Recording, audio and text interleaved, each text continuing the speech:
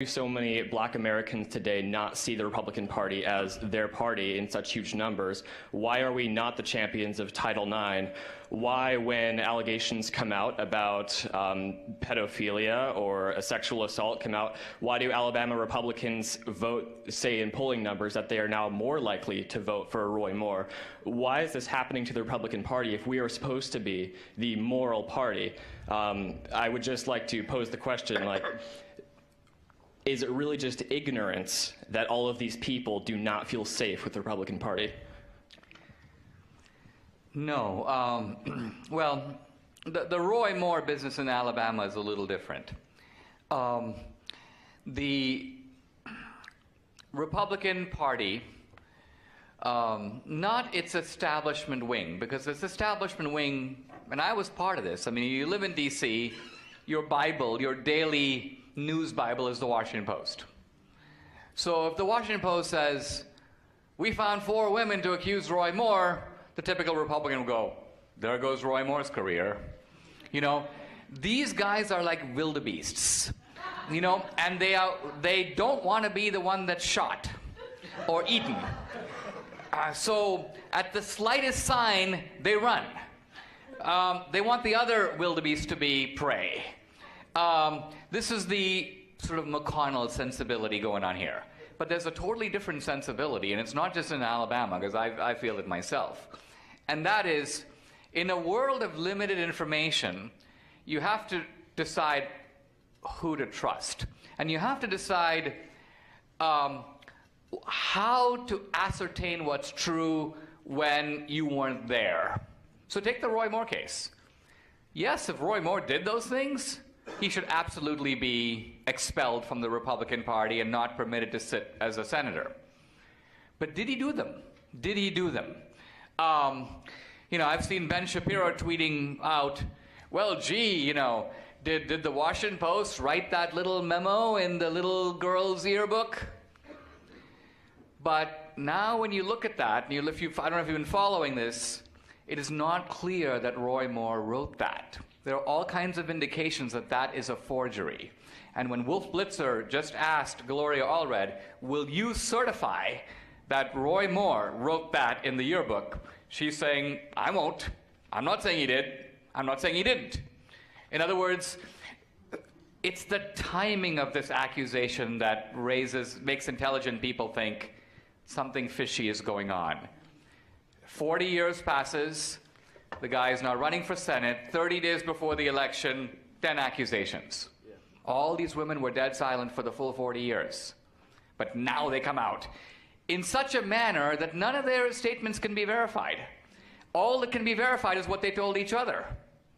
But there's no independent verification that he did any of this. So if he did it, those women have been grievously wronged. But if he didn't, he is being grievously wronged. So which of those two possibilities is happening? I don't know. Let me just say this. Let me take your other question about blacks in the Republican Party. The Republican Party, again, because it is so stung by the race card, because it believes all the lies about itself, it is scared to go into the black community. The only guy who has the courage to do it, in my opinion right now, is Trump. Trump can do it. And I hope he does do it.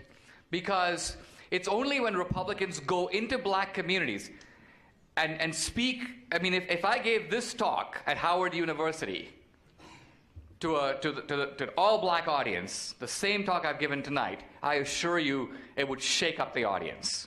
A lot of those people, when I made the movie Hillary's America, I hired black actors and put them in the movie. They knew nothing about the movie. They auditioned for roles. They were in the movie. To a man, at the end of the movie, all of them were like, we're out of the Democratic Party. We're gone. If what you say is true, Dinesh, we're no longer Democrats. But see, they've never heard it. It's never been said. And even Republicans will push back when you say it, because the Republican strategy is if anybody brings up race, the Republican says things like, why don't we talk about the bread and butter issues that are really important to America? In other words, we're too scared to address this topic. We plead guilty, basically. Let's go talk about something else. This is the most disastrous strategy ever devised by man, and it will sink the Republican Party if we keep at it. This is why we can't hinge our fate to people like McCain and Romney. It's literally, they are basically the Titanic of the Republican Party. I haven't read a lot of your works. I just know a little bit. Why are you so against homosexuality? Okay. It's really important to separate the two sentences you just uttered. I haven't read a lot of your works, i.e., I don't really know what I'm talking about, but undeterred, you proceed. What have you got against homosexuality? Do you know for a fact that I have anything against homosexuality? That's what I've read before. Read or heard? Read. Did you read it on the Socialist Nation website? No, when I Googled it, it was the first thing that came up when I Googled your name. Okay. All right. Look, I appreciate that. I have written 13 books. I have said very little on this topic. I have written, probably what you're referring to is a book I wrote called The Enemy at Home, which attempted to explain a very remarkable phenomenon, which is why it is the case in the Muslim world today that America is so effectively portrayed as the great Satan.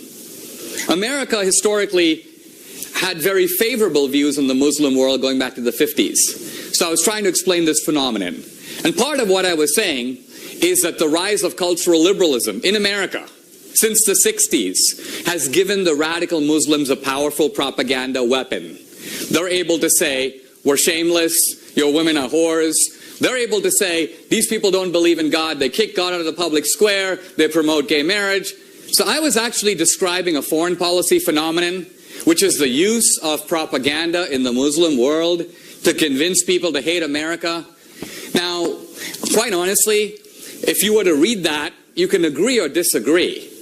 But to reduce that analysis to why are you against homosexuality is to me intellectually irresponsible. No, but and not, hold on, don't shout from the audience. You're welcome to come up and stand in line next. But what I'm trying to say is, I'm happy to address analysis of something I've written, but this seems to me a distortion of my views. So what's the analysis? Yes or no? Analysis of what? Are you against homosexuality? Are you okay with it? You engage in it? No, I don't engage in it. Okay. I believe homosexuals have equal rights the same as everybody else. Okay, cool. Okay. You want to follow up or are you done? No, I was just wondering, so do you have a problem with gay marriage? No. Well, I don't have a problem with it. Let me say what I wrote about it.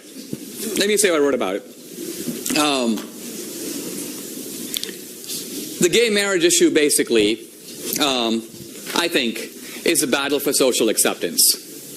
That we're at a stage of our history where there's a huge debate about social acceptance of homosexuality. And I think gay marriage is a surrogate for that debate. Fundamentally, I don't think it's even about marriage. I think it's about society saying it's okay. And marriage is the symbol of that battle. Look, historically in this country, marriage has had all kinds of restrictions. The very word, marriage. You have to be an adult. You have to be male and female. That's the second restriction. You have to be two people. Can't be 3 or 5. So these are all the fence posts that define marriage historically. Now here's the point. Very often the defense of gay marriage is consenting adults. Right? Or love. But the moment you step back and think about it, you realize that if that's true, then none of the other restrictions about marriage work either. In fact, incest is often between consenting adults and a grown-up brother and sister. Polygamy can be between consenting adults. Who's to say that people who can't love more than one person or many? What I'm trying to get at is there hasn't really been in our culture a real re-examination of what we mean by marriage. Now, my view as a conservative is that when you have a social institution, it's kind of like if you see a fence and you go, let's take that fence down. I always say, before you do that, ask yourself, why was that fence put up? If you have no idea why it was put up, you're probably not the guy to go kick it down. But do you think it was put up for religious reasons? No. Is it rooted in morals or? The basic idea of marriage is this. In any society, it would be incredibly difficult, expensive, and unmanageable if the children of that society, a la Plato's Republic, were turned over to the state. Right? Imagine there are millions of children born in America. Imagine if we said to them, the government needs to now look after them, feed them, clothe them, etc. That happens all the time. So in America, do you think those people don't have the right to have kids? No. Don't take this in the wrong direction. Here's what I'm trying to say. It is highly beneficial to society to have the parents who bear the kids assume the responsibility of raising them. It's a very difficult responsibility. It's very thankless. And in Western society, it's incredibly ungrateful. It's ungrateful because in other societies like India, your parents look after you, and when they get old, you look after them. So the cycle is completed. There's a cycle of reciprocity. In American society, parents look after children, and then children basically tell them to screw off. Think about that.